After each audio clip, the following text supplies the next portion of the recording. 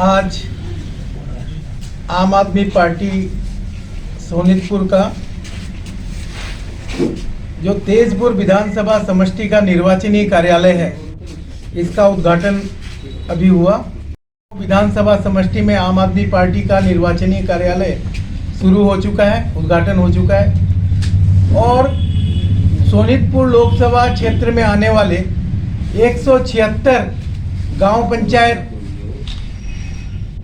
में भी 176 पंचायतों में आम आदमी पार्टी का निर्वाचनी कार्यालय शुरू हो गया है। अब हम लोग जोर शोर से पूरी ताकत के साथ इस लोकसभा क्षेत्र में अपना चुनाव प्रचार का कार्य शुरू करने जा रहे हैं। हम ये चुनाव बहुत ही गंभीरता से पूरी ताकत के साथ और जीतने के लिए लड़ेंगे। जैसा कि आप सभी जानते हैं, हम लोग जब चुनाव लड़ते हैं तो पूरी तैयारी के साथ लड़ते हैं, एक सिस्टमेटिक वे से, साइंटिफिक वे से सारी चीज़ों की एनालिसिस करते हुए आगे बढ़ते हैं। तो आज से हमारा ये कार्यालय सारे खुल गए। इसके बाद अब प्रचार का कार्य शुरू होगा।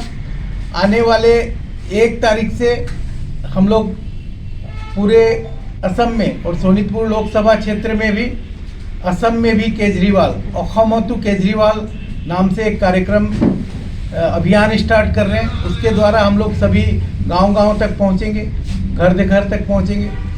तो आज का मुख्य उद्देश्य इस संवाद मेल का यही है।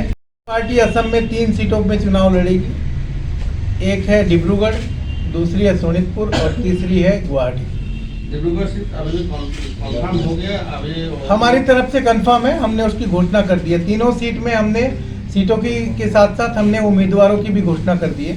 डिब्रूगढ़ में श्री मनोज धनवार जी उम्मीदवार हैं, सोनितपुर में श्री ऋषिराज कौंडिन्य जी और गुवाहाटी में डॉक्टर भवेन चौधरी जी। और 2 दिन पहले दिल्ली में जो मीटिंग हुआ था उसमें तो कांग्रेस ने नहीं छोड़ा, डिब्रूगढ़ आपको नहीं देंगे बोला। देखिए, अभी तक कोई उसका ऑफिशियल कम्युनिकेशन हमारे पास नहीं है। आम आदमी पार्टी ने, क्योंकि बहुत ही धीमी गति से काम चल रहा है, उस वजह से हमें क्योंकि ग्राउंड पे उतरना है, अपनी तैयारियां करनी है, इसलिए हमने अपना काम शुरू कर दिया। क्योंकि हम लोग एक साथ मिलकर चुनाव लड़ रहे हैं, विरोधी ऐक्य मंच एक साथ मिलकर भारतीय जनता पार्टी को हराने के लिए। तो हमारी हर तरीके की आलोचना होगी। आने वाले दिनों में हम विभिन्न तरीके की चुनावी कार्यक्रम के बारे में चर्चा हो सकती है, जनसभाओं के बारे में चर्चा हो सकती है, या फिर हमारे जो इश्तेहार होंगे, जिस मैनिफेस्टो, उसके बारे में चर्चा हो सकती है। वो अलग चीज़ है। लेकिन सीट शेयरिंग के मामले में 3 सीटों पे हमने अपने कैंडिडेट्स की घोषणा कर दी है और हमने सभी से अनुरोध किया है कि इन 3 सीटों पे किसी दूसरे कैंडिडेट को नहीं दिया जाए, क्योंकि हम 1:1 कैंडिडेट ही रखेंगे। चुनाव की एक बार घोषणा हो जाए चुनाव आयोग द्वारा, उसके बाद हमारे नेता माननीय अरविंद केजरीवाल जी, पंजाब के मुख्यमंत्री माननीय भगवंत मान जी और भी जो भी हमारे लीडर्स हैं, नेता हैं, उनको हम लोग असम में लाने का कार्यक्रम बनाएंगे, जिसमें वो निश्चित तौर पर सोनितपुर लोकसभा क्षेत्र में भी आएंगे।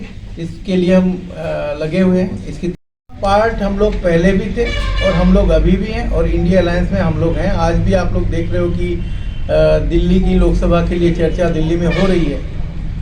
तो हम लोग इंडिया अलायंस का एक मजबूत पार्ट है। हमारा एक ही मकसद है कि चुनाव को अच्छे से लड़ना, ऐक्यबद्ध तरीके से लड़के और भारतीय जनता पार्टी को हराना है।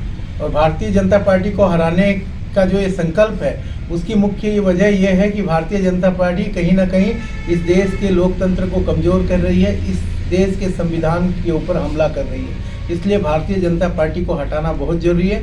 इसलिए सभी दलों ने मिलकर देश में इंडी अलायंस का गठन किया है और असम में भी 15 दलों ने मिलकर विरोधी ऐक्य मंच का गठन किया है। तो निश्चित रूप से हम इसका हिस्सा हैं और हम पूरी ताकत के साथ एक साथ मिलकर चुनाव लड़ेंगे और हमें भारतीय जनता पार्टी को हराना है।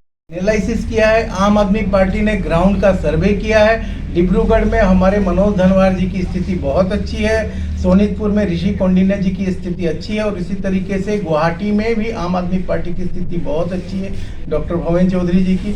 उसी स्थिति को एनालिसिस करके हमने 14 में से 3 सीटों को चुना है, जिस पर हमें चुनाव लड़ना है। और हम फिर से सभी को अनुरोध कर रहे हैं कि इन 3 सीटों पर हमारा समर्थन करें। 11 सीटों पे हम बाकी सभी दलों का समर्थन करेंगे। हमें ऐक्यबद्ध रूप से भारतीय जनता पार्टी की तानाशाही को खत्म करने में हमने एक चीज़ का तो फैसला किया हुआ है कि बीजेपी के खिलाफ एक सीट पर एक ही विरोधी का प्रार्थी होना चाहिए। तो जब बीजेपी को हराना ही हमारा संकल्प है तो हम क्यों एक सीट पर 2-2, 3-3 कैंडिडेट देंगे? फिर तो जो ऐक्य मंच है उसका उद्देश्य ही खत्म हो जाएगा। जो इंडी अलायंस है, इंडी अलायंस का उद्देश्य ही खत्म हो जाएगा। तो इस उद्देश्य को बचाने के लिए, इस संकल्प को बचाने के लिए हमें एक सीट पर एक उम्मीदवार की घोषणा करनी चाहिए। हमने 3 सीट पर आम आदमी पार्टी के उम्मीदवारों की घोषणा की है और साथ ही साथ हमने विरोधी ऐक्य मंच को और इंडिया अलायंस को अनुरोध किया है कि इन 3 सीटों पर और किसी का नाम घोषित नहीं किया जाए। बाकी जो असम की 11 सीटें हैं, उन 11 सीटों पे आम आदमी पार्टी का पूरा समर्थन, विरोधी मंच के जो भी साथी होंगे, जो भी दल होंगे, उनके जो भी प्रार्थी होंगे, उन्हें हम पूरा अपना समर्थन देंगे।